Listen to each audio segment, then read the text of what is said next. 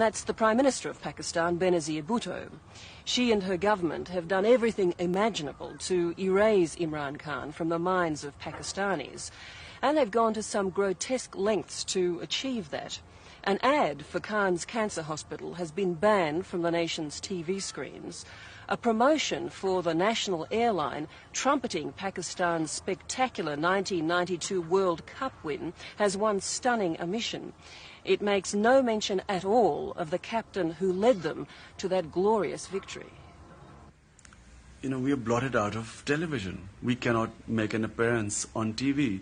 One producer, just because he let my name go through, was suspended for 4 days on Lahore television because in a quiz program he let my name slip.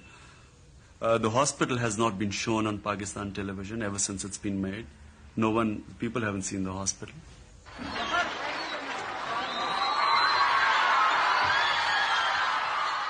The government clearly believes Imran Khan is a political threat, as much as his followers believe that he's a political hope.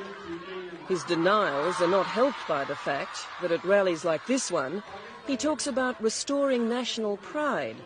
He talks about rejecting foreign aid, and he talks about cleaning up corruption. In fact, he talks a lot like a politician. And what worries some in Pakistan is that the playing field of politics is far more treacherous than the gentleman's game he once played. Cricketers don't often become social reformers. They don't often become politicians. Is it possible that you might be naive in your thinking in relation to all of this? In doing what? In the fact that you don't seem to want to admit that you might be able to be manipulated in all this because of your status here.